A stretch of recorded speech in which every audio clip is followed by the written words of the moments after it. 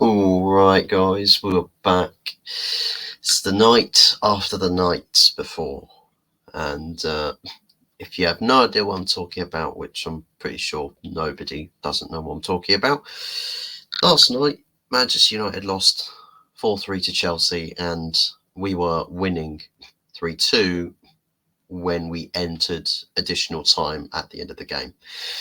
So, as you can imagine, that's those vivid memories of a terrible, terrible night yesterday still fresh in the memory. And the pain doesn't stop. The pain train doesn't quite stop here, guys, because on Sunday we face Liverpool at Old Trafford.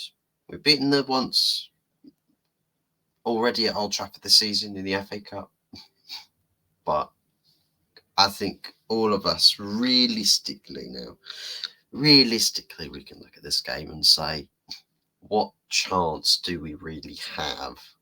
I mean, a Liverpool side that, pretty much for the most part, for like key players, everyone's pretty much fully fit and available. And also, off the back of being knocked out of the FA Cup, we've robbed Liverpool of a trophy. They're not going to be happy about that. They're coming to Old Trafford in pursuit of a Premier League title. So the incentive is ever growing for Liverpool to have to turn up to put in 110% at Old Trafford. But equally, the incentive for Manchester United is that we should go 2 for 2 against Liverpool at home this season. We should push to win this game. But the problem is that thinking about the situation as a whole at the moment, in terms of where we are as a team or as a squad, that we're not necessarily we're not focused for this game. The team isn't focused. The team isn't ready for this game. Then they're not prepared for it.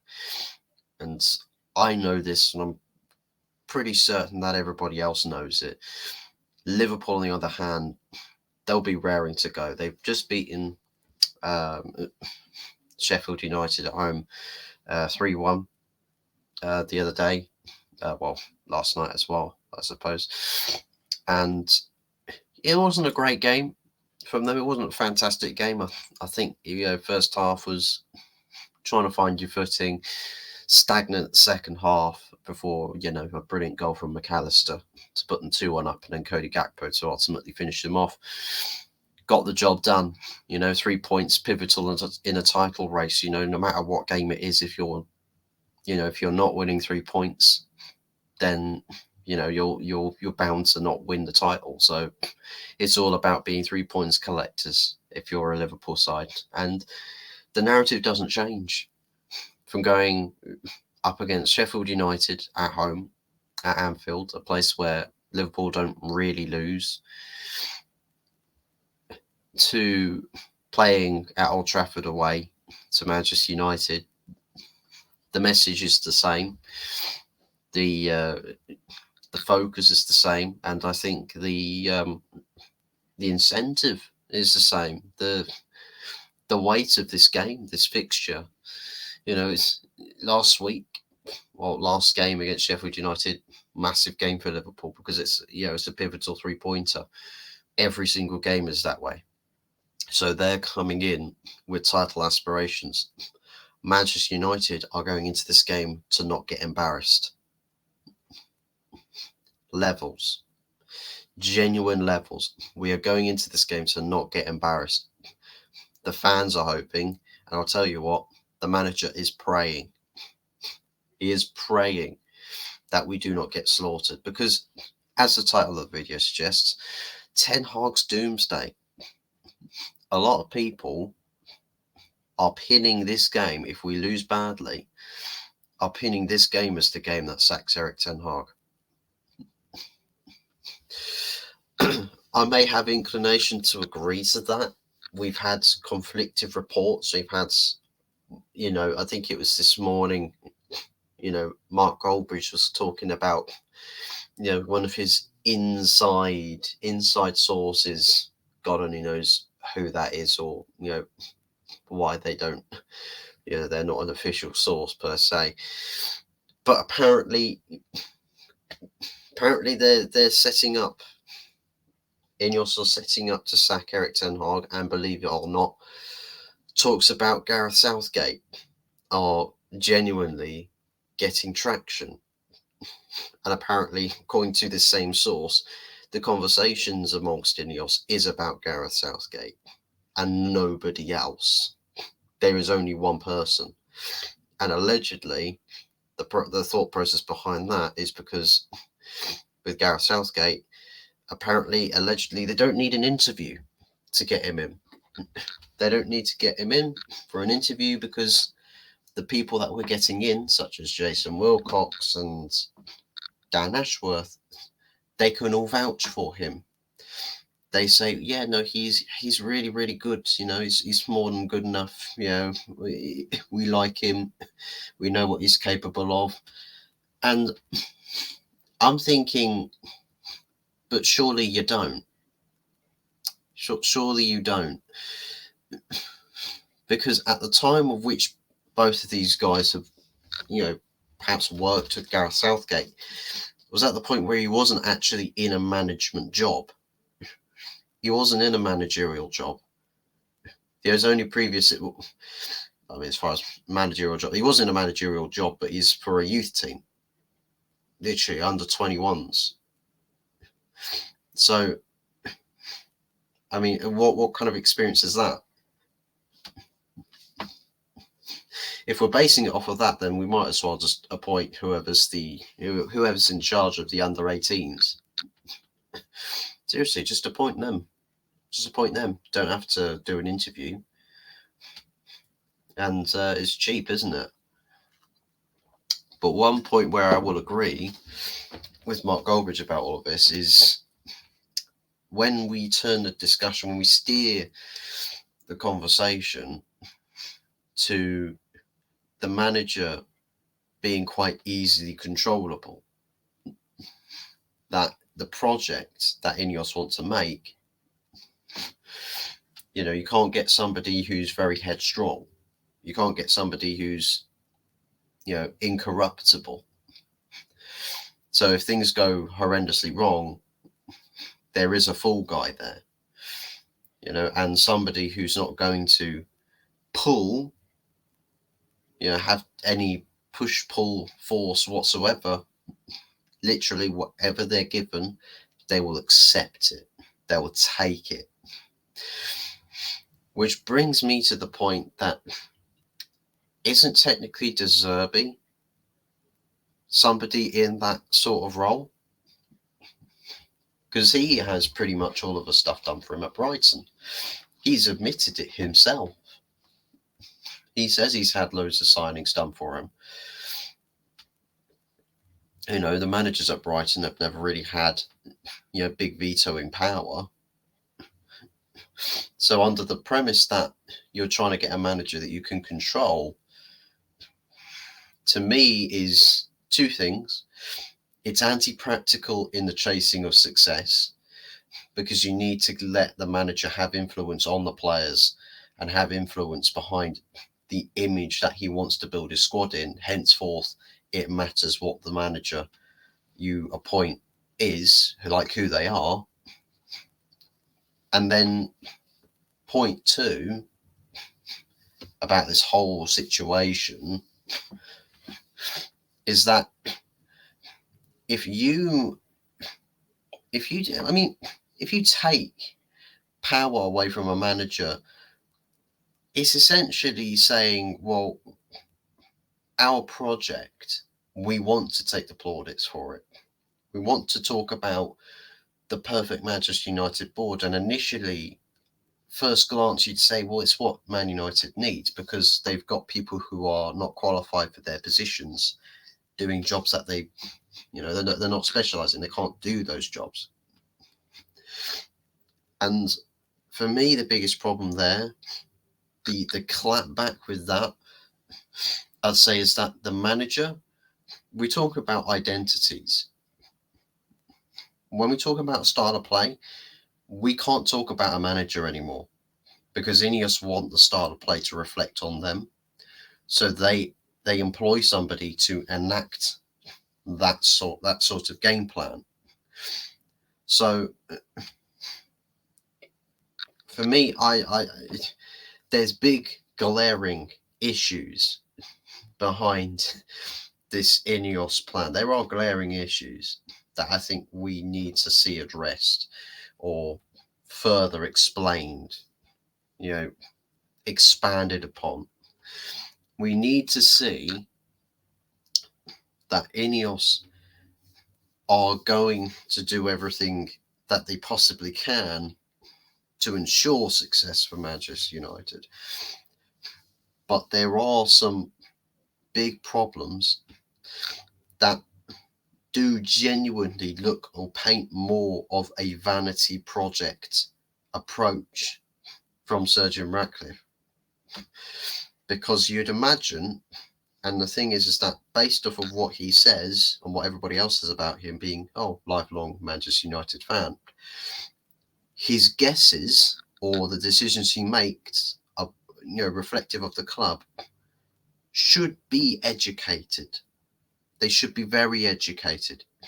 If he's a lifelong fan, if he is a lifelong fan of the club, Gareth Southgate's not his first choice. It isn't. I promise you it's not. If Sir Jim Ratcliffe is genuinely a Manchester United supporter, Gareth Southgate is not the choice. It absolutely isn't. Because there's no fan on the planet right now that says, yay, let's get Southgate. There's no fan on the planet. And if there is, we should probably check their social histories, and we'll probably find them wearing a City kit, a Liverpool kit, an Arsenal kit, Tottenham kit, Chelsea kit, whichever other club's kit, because they're the ones that are vouching for this to happen.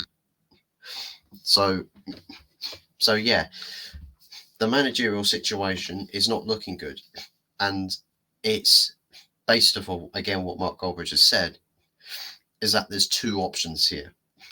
Stick with Ten Hag and hope that they back him through the summer for him to actually start implementing his philosophy and vision, or sack him for Southgate. There's no apparent plan B. There is no plan B to who comes in if the manager gets sacked. It is Ten Hag or Southgate, supposedly, allegedly, in accordance to this source, who shall not be named. So yeah, I've got my question marks about those sorts of reports. As for what I believe with this managerial situation is, I think that with Ten Hag, I say it all the time, that I'm not necessarily in or out with the manager. I just want what's best for my football club, and if the people who proclaim to know what's best for the club make that decision, I'll say, right, make that decision, but you better know what you're doing with where you go from here on out. Hansi Flick, as an example of a coach, he's out there, he's available, you can go pick him up. He's not in a job, at least not to my knowledge. He might be in a job, but I'm not privy to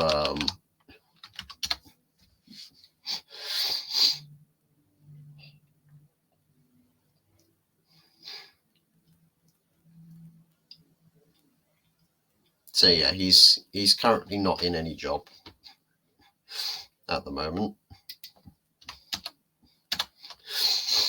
So yeah, to me, I think that any option, any world where Southgate isn't Manchester United manager is better. And I think maybe we should look at it like that. Because if and I'm interested, I'd be interested to see what the reaction would be if Southgate does get, if it becomes official that Southgate is next in line to the job what everybody else says. Will they say, let's sack Ten Hag to get Southgate? Because everybody who would say that would probably get admitted into a mental health institution, aka an asylum, an insane asylum. Because there's no world where Southgate managing our club results in us being successful. So I'm comfortable with knowing to not back him. And I sincerely hope that everybody else that supports Manchester United, if Southgate gets appointed after Ten Hag gets sacked, that you riot, you protest, you refuse, outright refuse to back that managerial appointment. Because in no world parallel to this, or this world, is Southgate managing our club in any way acceptable. It isn't. It just isn't acceptable. So that's my position on the managerial stance. I'm very much preferable to Ten Hag keeping his job and us not having a good finish to the season than sacking him for Southgate as the guarantee. Alternatively, there's also then been a further press release by Laurie Whitwell, saying that Ineos back not Gareth Southgate. They don't back him, apparently. They back Ten Hag. They back the current manager. So this was like an hour apart between Mark Goldbridge saying his source says that it's Gareth Southgate if Ten Hag goes, or that it's inevitably Southgate anyways, or and then an hour later we get Laurie Whitwell saying, or Ineos, they back Ten Hag. You know, they want to get into the summer to back him because of the conversations that they've had between both parties, and that there is a mutual understanding that they've got an idea as to what Erik Ten Hag wants to do, and they look at it and think, well, that sounds reasonable. So which one is it? I know rivals will be praying that it's the first option. And that's the thing. Ineos, prove that you are here for the betterment of the club. Because if you are here to better the club, Southgate stops getting mentioned. He stops getting mentioned. You don't have any public/private discussions. You literally have no discussion anywhere about Gareth Southgate. So, but yeah, as for this game, for me, no chance for United. I think it's a guaranteed loss. I think I predicted a 2-1 to Liverpool. Personally, I think based off of how the last two games have gone, I'm thinking of changing my mind to a more sort of 3-0 scoreline or 4-0 scoreline, like genuinely crazy scorelines. I think we are in store for that. I think that's genuinely what's going to happen. Sorry, but that's just truth. That's just facts. I think it's probably going to be a 3 or 4-0 scoreline. We stand no chance. As for the starting lineups, I mean, yesterday night was a mess from the lineups to the game management. I think probably line up a little less so, but the game management was just ridiculous, really, really poor. So my confidence in game management again is jaded, and I don't really think that we've got much hope or anything really to sort of write home about. I think Onana starts in goal inevitably. I think Dalot's the only fit fullback that can play left side at the moment, so he's starting there. Wan-Bissaka at right back. He could have been injured again with a head injury, but I think he should be fine. It's going to be Maguire and Camboala starting, because the two options that were question marks for the game yesterday, both of them got injured again. Both of them.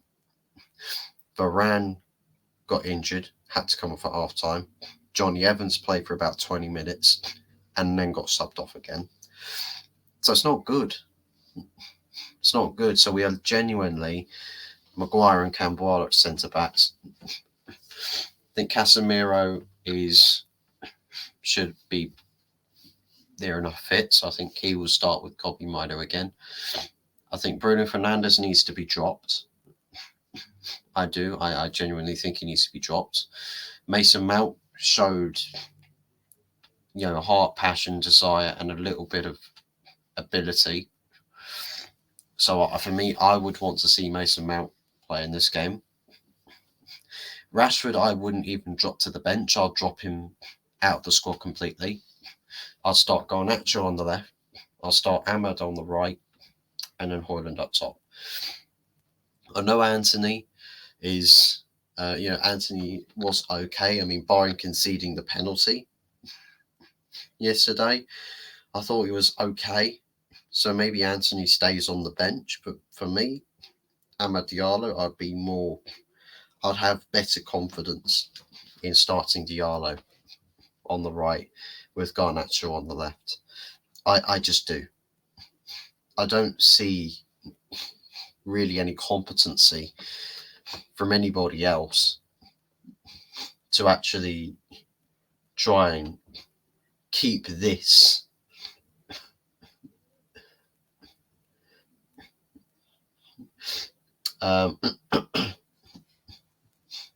so yeah, for me, yeah, that's my go-to 11. I don't know what everybody else thinks. Personally, I think, it's a struggle to know what team doesn't get beaten by Liverpool on Sunday. I'm hoping somebody else can give us some hope and some inspiration. And if you do have some answers, please do pop them in the comment section down below. As well as score predictions. I'm going to wrap things up. It's getting late in the evening. I've got stuff to go prepare for, and busy weekend, busy weekend, busy midweek. I'm busy, really, really busy. So not a huge amount of time. I have to squeeze in a few things here and there, but I'll keep trying to put out the content, of course, with expected match reaction posts. Later on in Sunday afternoon, we'll also have then the Sunday night takeaway show following that, which I'm sure I'll be on. Afterwards, we'll have to see what the media talks about. Maybe we lose so badly on Sunday that Ten Hag is gone by Monday morning. I don't know. But anyways, guys, I'm going to leave you there. Take care to everybody, and enjoy the rest of your Friday nights. Big weekend coming up for football and also other things as well. And we'll catch you. We'll catch you next time. Take care. Goodbye, and God bless.